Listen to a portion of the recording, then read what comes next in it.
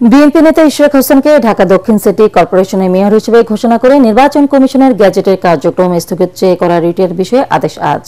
বিচারপতি আকরাম হোসেন চৌধুরী ও বিচারপতি দেবাশিস রায় চৌধুরীর দ্বৈত বেঞ্চ আদেশের জন্য দিন ঠিক করেন। 2020 সালের 1 ফেব্রুয়ারি ঢাকা দক্ষিণ সিটি কর্পোরেশনের নির্বাচনে আওয়ামী লীগের প্রার্থী শেখ ফজলে নূর তাপস মেয়র নির্বাচিত হন।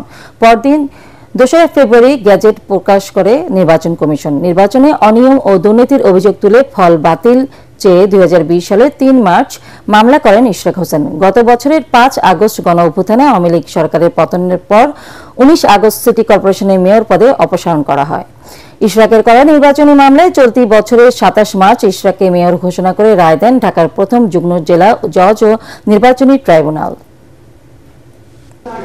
তার কোনো লোকাচ্ছিন্ন নেই, তার কোনো মামলার অধিকারে নাই এবং অসৎ উদ্দেশ্যে ফজলুল তাপস সাহেব আসতে পারছে না, তার পক্ষে মূলত সদ্য নামে মামলা করেছেন। সুতরাং এই মামলাটা চলবে না এবং খারিজ হওয়া।